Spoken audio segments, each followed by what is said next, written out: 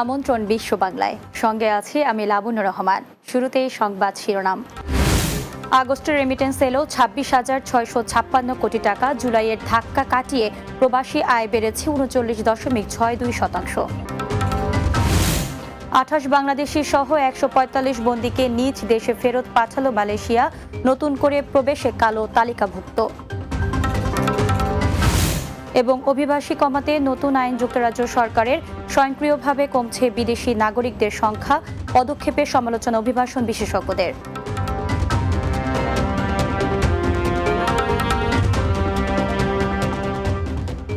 শুনছিলেন শিরোনাম, এবারে বিস্তারিত। বৈষম্য বিরোধী ছাত্র আন্দোলনের মুখে আওয়ামী লীগ সরকারের পতনের পর থেকে বেড়েছে রেমিটেন্সের গতি।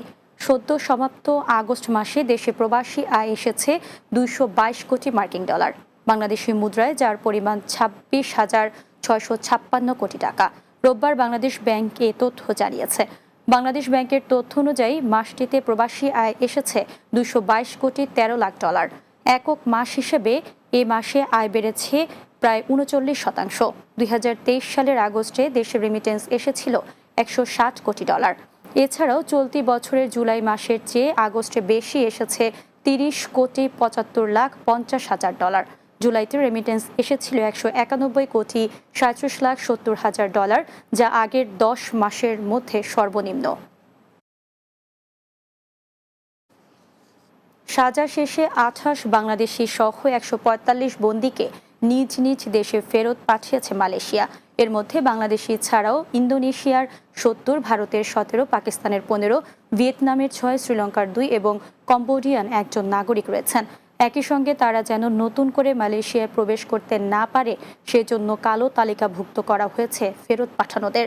জোহর রাজ্যের অভিবাসন বিভাগ জানিয়েছে, পেকান নেনাস অভিবাসন বিভাগের বন্দী শিবির থেকে সরাসরি কুয়ালালামপুর আন্তর্জাতিক বিমানবন্দর দিয়ে তাদের ফেরত পাঠানো হয়। এর আগে একই ডিটেনশন ক্যাম্প থেকে 2 ধাপে বাংলাদেশি সহ 222 অবৈধ অভিবাসীকে নিজ দেশে ফেরত পাঠায় মালয়েশিয়ার অভিবাসন বিভাগ। যুক্তরাজ্য অভিবাসী কমাতে চলতি বছর নতুন আইন করেছে দেশটির সরকার। ফলে স্বয়ংক্রিয়ভাবে কমতে শুরু করেছে বিদেশি নাগরিকদের সংখ্যা। অন্যদিকে সরকারের এমন পদক্ষেপকে ন্যাক্কারজনক বলে মন্তব্য করেছেন অভিবাসন বিশেষজ্ঞরা। তারা বলছেন, সরকারের এমন ভিসা নীতি সম্পূর্ণ অনৈতিক। মাহমুদ রুবেলের প্রতিবেদনে বিস্তারিত। বিদেশি শিক্ষার্থীদের পরিবারের সদস্যদের সঙ্গে নেওয়ার ভিসায় নতুন নিয়ম চালু করেছে যুক্তরাজ্য। 2024 সালের জানুয়ারি মাস থেকে এই নীতি চালু হয়। অভিবাসন সংশ্লিষ্টরা বলছেন, স্টুডেন্টদের সাথে ডিপেন্ডেন্টদের ভিসা নীতিতে পরিবর্তন আনায় বিদেশিদের সংখ্যা অনেকটা কমে গেছে। ইউকে সরকার যেটা 2021-এর দিকে সেই সুযোগটা দিয়েছিল যে স্টুডেন্টদের সাথে তার ডিপেন্ডেন্ট নিয়ে যেতে পারবে, তার স্পাউস অথবা কিডস তাদেরকে নিয়ে যাওয়ার সুযোগ ছিল, এবং একজন পড়াশোনা করলে বাকিজন ফুল টাইম কাজ করার সুযোগ ছিল, এবং বাচ্চা ফ্রি পড়তে পারতো স্কুলগুলোতে। তো যেহেতু এই জানুয়ারি থেকে এটাকে রেস্ট্রিকশন করে দেওয়া হয়েছে যে ডিপেন্ডেন্ট শুধু যেতে পারবে যারা পিএইচডি বা মাস্টার্স রিসার্চ নিয়ে কাজ করবেন তাদের ক্ষেত্রে। তো সেই ক্ষেত্রে এই সংখ্যাটা এই কারণে স্বয়ংক্রিয়ভাবেই কমে গেছে।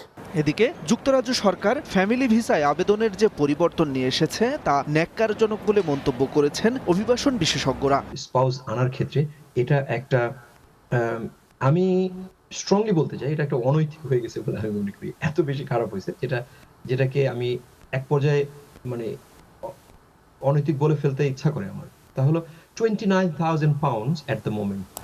29,000 পাউন্ড যদি ইনকাম না করা হয়, অনেক স্কিল ওয়ার্কার আছে যাদের 29,000 পাউন্ড ইনকাম নাই, তারা করতে পারছে না। বিদেশি শিক্ষার্থীদের জন্য যুক্তরাজ্য সরকার শিগগিরই নতুন এই ভিসা নীতি পরিবর্তন আনবেন, এমন প্রত্যাশা অভিবাসন সংশ্লিষ্টদের।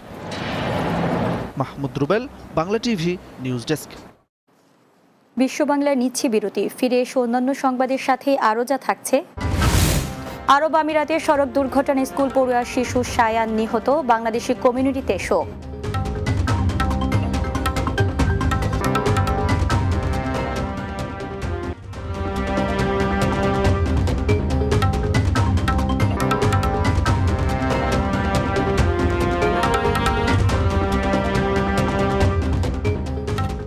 বিরতির পর বিশ্ব বাংলায় স্বাগত আরও একবার।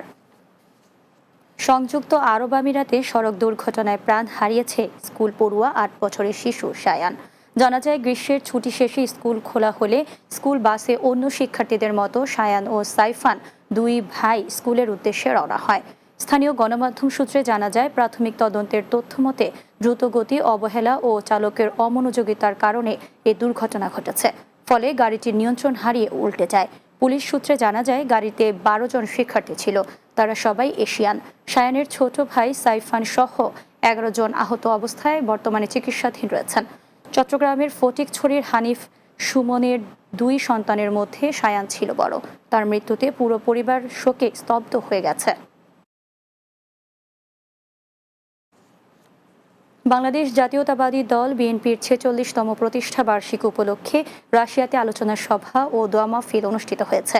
রাশিয়া প্রতিনিধি আবু মুসা জানান, রাশিয়া শাখা বিএনপির উদ্যোগে মস্কোর বেদেনখা পাশা রেস্টুরেন্টে এ সভার আয়োজন করা হয়। আয়োজক সংগঠনের সভাপতি শাহিন খানের সভাপতিত্বে অনুষ্ঠান পরিচালনা করেন সাংগঠনিক সম্পাদক সাইমন আজিম। বক্তব্য রাখেন সংগঠনটির সাধারণ সম্পাদক মুরাদুল ইসলাম পাটোয়ারি, সাবেক উপদেষ্টা ইঞ্জিনিয়ার আব্দুস শরীফ, সাবেক আহ্বায়ক গোলাম মুক্তাদির, সাবেক সিনিয়র সহসভাপতি AKM আহসানুল কিবরিয়া জুয়েল, সিনিয়র যুগ্ম সাধারণ সম্পাদক হারুন মজুমদার, সাবেক সহসভাপতি হেলাল উদ্দিন ও সাবেক সহ সাধারণ সম্পাদক সাইফুল ইসলাম নাসিম সহ আর অনেকে। এ সময় বক্তারা বলেন, আন্দোলনের মুখে পতন হওয়া স্বৈরাচারী আওয়ামী লীগের দোসররা অদৃশ্য রূপে এখনও জনতার বিজয়কে প্রশ্নবিদ্ধ করার ষড়যন্ত্র চালিয়ে যাচ্ছে। তাই তাদের ষড়যন্ত্র মোকাবেলায় সবাইকে সতর্ক থাকতে হবে। পরে বিএনপির চেয়ারপারসন বেগম খালেদা জিয়ার সুস্থতা কামনা করে দোয়া পরিচালনা করেন রাশিয়া যুবদলের সাবেক সভাপতি AKM আহসানুল আলামিন আপেল। পর্তুগালের রাজধানী লিসবনে জাতীয় কবি কাজী নজরুল ইসলামের স্মরণে কবিতা উৎসব অনুষ্ঠিত হয়েছে। সহকর্মী SM আজাদ জানান, পর্তুগাল সাহিত্য সংসদের উদ্যোগে শুক্রবার স্থানীয় একটি 4 তারকা হোটেলে এই আয়োজন করা হয়। সংগঠনের সভাপতি মোহাম্মদ ইনামুল হকের সভাপতিত্বে পবিত্র কোরআন তেলাওয়াতের মাধ্যমে শুরু হয় এই উৎসব।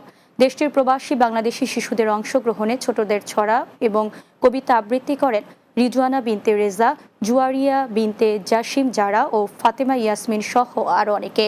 এ সময় দেশের বন্যা কবলিত মানুষের পাশে দাঁড়াতে সকলের প্রতি আহ্বান জানান দেশটি নিযুক্ত বাংলাদেশের রাষ্ট্রদূত রেজিনা আহমেদ।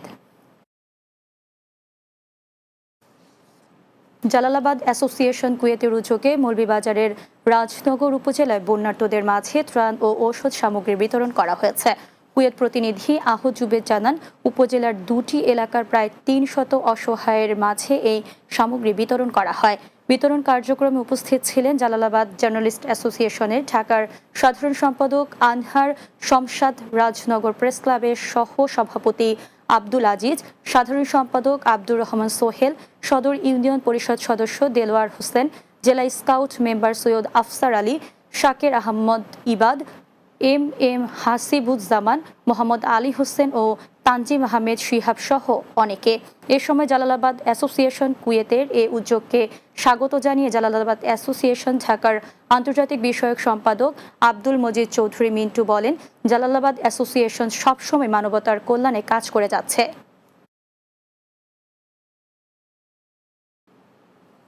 শেষ করছি বিশ্ব বাংলা। যাওয়ার আগে শিরোনামগুলো জানিয়ে দিচ্ছি আর একবার। আগস্টের রেমিটেন্স এলো 26,656 কোটি টাকা। জুলাইয়ের ধাক্কা কাটিয়ে প্রবাসী আয় বেড়েছে 39.62%।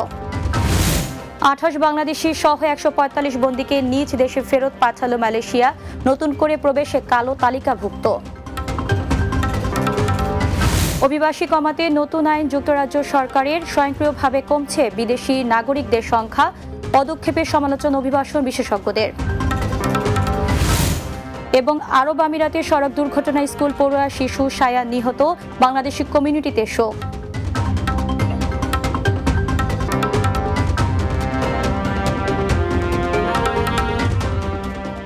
এই ছিল বিশ্ব বাংলায়। এতক্ষণ সঙ্গে থাকার জন্য ধন্যবাদ সবাইকে।